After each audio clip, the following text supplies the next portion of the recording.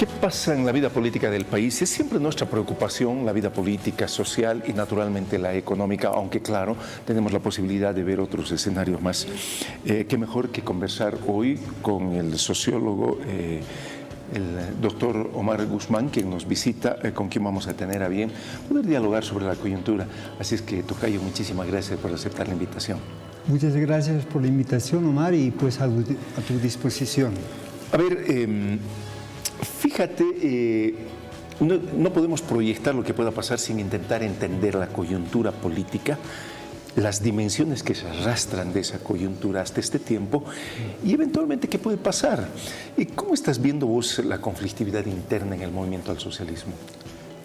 Yo creo que un recurso metodológico para entender lo que está pasando dentro del MAS y en el país en general en esta coyuntura sería el fijarnos un marco general, global, para en ese marco general establecer algunos indicadores sociales, políticos e institucionales y finalmente detectar algunas constantes que explican la lógica de lo que hoy está pasando.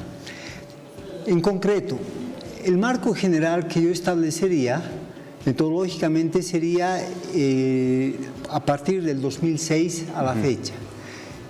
Este periodo nos marca una coyuntura larga en la que se ha intentado un proyecto estatal que hoy podemos decir fallido, el Estado plurinacional.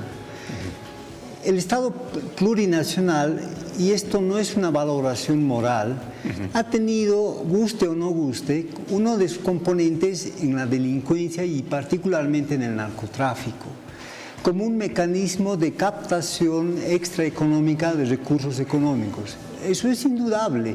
Esto es algo que la comunidad internacional lo sabe.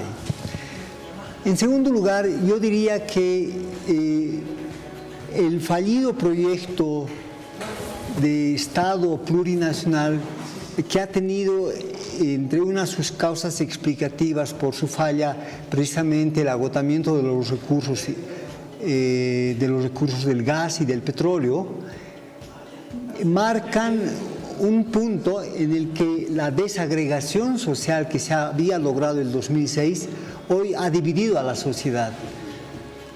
Hoy lo que vivimos en concreto es una crisis económica, una crisis institucional, una crisis de credibilidad no solamente interna sino externa, básicamente por la permisibilidad del gobierno tanto de Morales como de Luis Arce con respecto al narcotráfico. Uno se pregunta, los vuelos, por ejemplo, para dar un ejemplo muy común, los vuelos entre La Paz y Caracas, ¿qué flujo de turistas pues llevan? ¿Quién controla la carga de BOA en estos vuelos cuando han salido toneladas de los aeropuertos bolivianos cargadas de cocaína al exterior? ¿Quién controla en Caracas la llegada? ¿Estos vuelos tienen efectivamente un objetivo turístico o no será más bien que es un mecanismo para mover y blanquear recursos extraeconómicos provenientes del narcotráfico? Esto no tiene ninguna valoración moral, es un dato fáctico, concreto. En relación a lo social, está claro que la agregación social que se había logrado en el 2006, ese movimiento nacional, hoy se ha desagregado. Muchos sectores que habrían votado por el MAS, que habían votado por el MAS, aún yendo juntos las dos alas del MAS en las próximas elecciones, creo que no votarían nuevamente por el MAS. Y me refiero básicamente a transportistas, a pequeños empresarios, a medianos empresarios que han sufrido en carne propia la imposibilidad de invertir y de ver recuperadas sus inversiones en estos últimos 10, 15 años. En lo institucional está claro que el país se ha desinstitucionalizado. ¿Quién controla a la policía? ¿Quién controla al poder judicial, entre comillas judicial, donde los autoprorrogados se postulan para ser nuevamente elegidos? Esto es un caos. Esto es, diríamos, casi un país de nadie.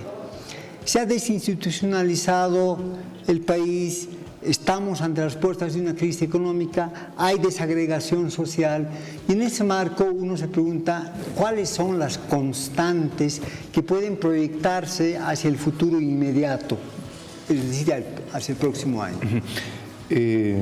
Tú hablas de una frase en esta última parte de la desinstitucionalización.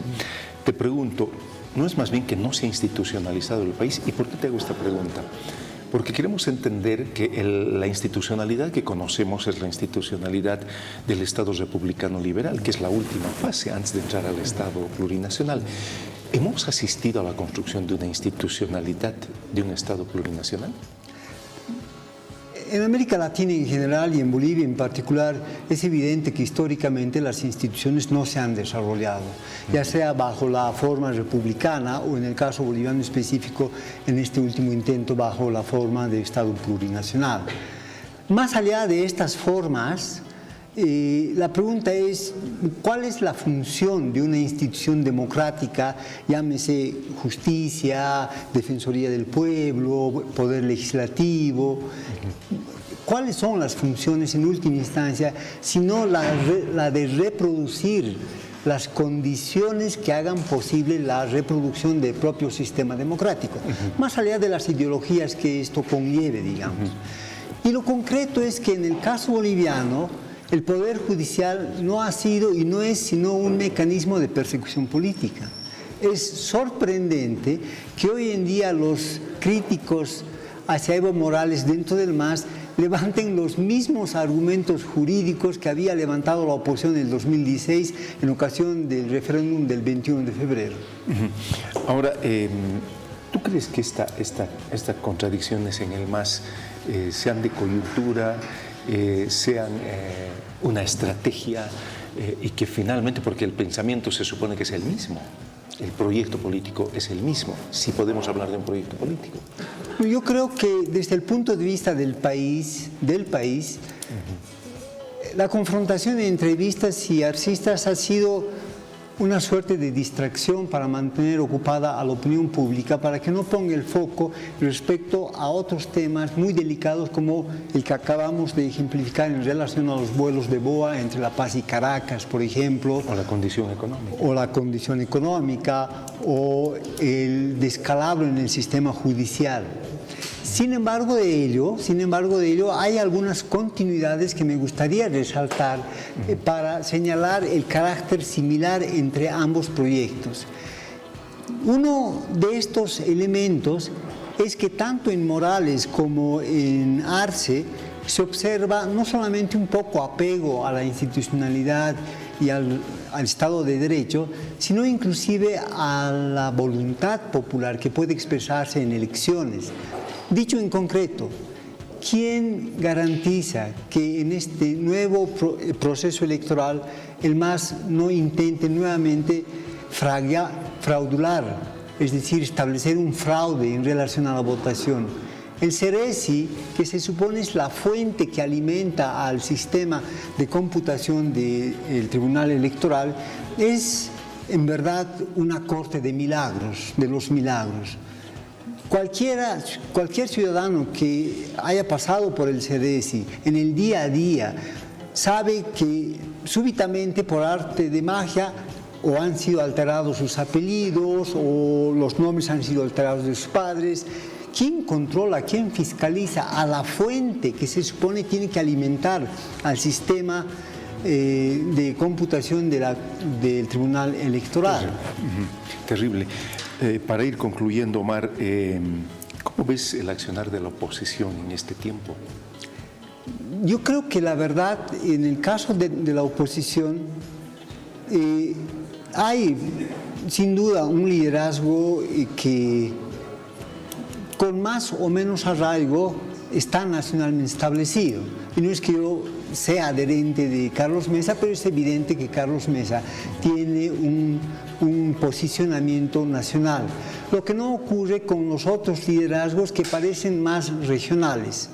Pero más allá de los liderazgos, es evidente que el eje articulador de la población democrática, llamémosle así, va a ser de nuevo el problema de la democracia en el sentido de la reinstitucionalización del país, de una justicia independiente, de una policía libre de corrupción, etc.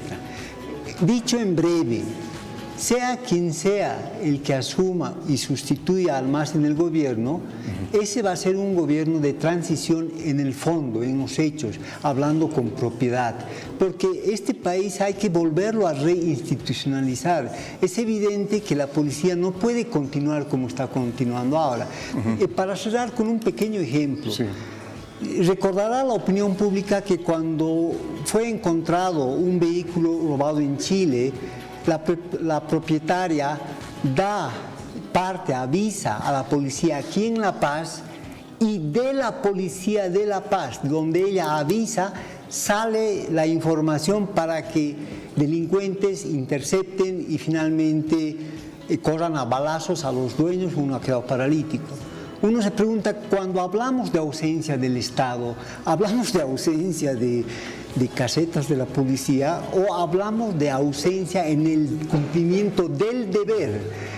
Es llamativo, es verdaderamente llamativo que esa información que benefició a los delincuentes hubiera salido nada más ni nada menos que de la sede de gobierno. Qué terrible lo que dices. Omar, muchísimas gracias como siempre. Muchas Te gracias. Estaremos volviendo a invitar. Muchísimas gracias. Muchas gracias. Omar Guzmán.